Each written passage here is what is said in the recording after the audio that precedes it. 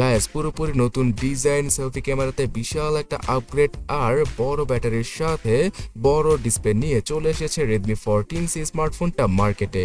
আর এই ফোনটা 12 থেকে 13,000 টাকায় বাংলাদেশের মার্কেট কাঁপাতে চলেছে, যেখানে কিনা 16GB র্যামকে ইউজ করা পসিবল এবং সর্বোচ্চ 256GBর ইন্টারনাল মেমোরিকে পেয়ে যাব আমরা। So hey guys, Shanto here. আদৌ কি Redmi 14C ফোনটা বাজেট ক্যাটাগরির জাতীয় ফোন হবে কিনা আর কি কি স্পেশাল থাকছে এই ডিভাইসটার মধ্যে, সবকিছু সম্পর্কে জানতে লাইক এবং সাবস্ক্রাইব করে দেখতেই থাকুন। ফার্স্ট অফ অল, এই ডিভাইসটার যে জিনিসটার সবচেয়ে বেশি নজর কাড়বে সেটা হচ্ছে গিয়ে এর সাইজ। হিউজ আকৃতির এই ফোনটাতে রয়েছে 6.88 ইঞ্চি সাইজের 120 হার্জের ডিসপ্লেতে 120 হার্জ থাকে অনেকটা মাখনের মতো কাজ করবে, আর 650 নিটসেরও বেশি পিক ব্রাইটনেস থাকায় রোদের আলোতে এই আইপিএস এলসিডি প্যানেলের ডিসপ্লেকে দেখতে অতটাও প্রবলেম হবে না। মানে বাজেট ক্যাটাগরিতে অন্যান্য সকল আইপিএস এলসিডি প্যানেলের ডিসপ্লে থেকে এটার ব্রাইটনেস খুব ভালো। তবে হ্যাঁ, সবকিছু ভালো রাখলেও Xiaomi ভালো রাখেনি এর রেজলিউশনকে। এত হিউজ আকৃতির একটা ডিসপ্লেতে শুধুমাত্র HD+ রেজলিউশনকে দিয়েছে তারা।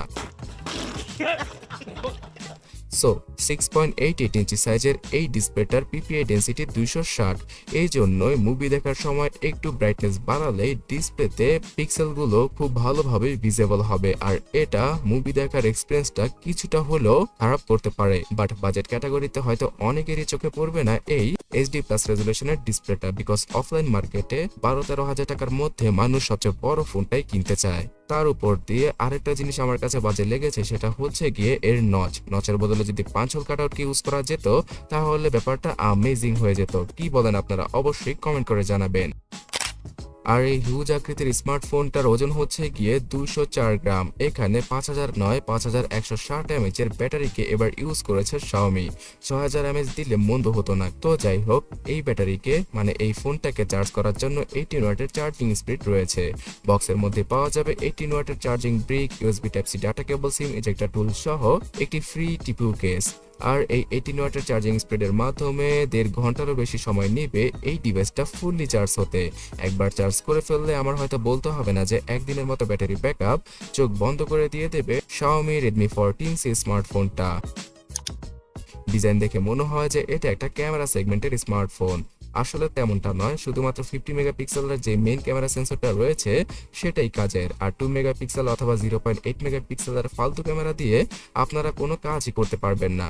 তবে হ্যাঁ, 8 মেগাপিক্সেলের সেলফি ক্যামেরাকে রিপ্লেস করেছে 13 মেগাপিক্সেলের সেলফি। এর আগে Redmi 13C স্মার্টফোনটাতে 8 মেগাপিক্সেলের সেলফি ছিল। তার তুলনায় এই 13 মেগাপিক্সেলের সেলফিটা Redmi 14C-তে ফোনটার মান ইজ্জত বাঁচিয়ে দিয়েছে, বিকজ সেলফি তোলার সময় মোটামুটি ভালো একটা রেজাল্টই পাওয়া যাবে 12-13 হাজার টাকার স্মার্টফোন হিসেবে Redmi 14C-তে। আর এই স্মার্টফোনটার পেছনে 50 মেগাপিক্সেলের ক্যামেরার দ্বারা দিনের বেলা মোটামুটি কাজ চালিয়ে নেওয়ার মতো ছবিগুলো তুলতে পারা পসিবল। ফুল এইচডি রেজলিউশনের ভিডিও করা যাবে ফ্রন্ট এবং ব্যাক ক্যামেরা দ্বারা। থাকছে স্লো মোশন, প্রো মোড আর আলট্রা স্লো মোশনের ফিচার। তবে হ্যাঁ, রাতের বেলায় তেমন একটা ভালো ফটোগ্রাফি করা পসিবল হবে না 14C স্মার্টফোনটা দ্বারা।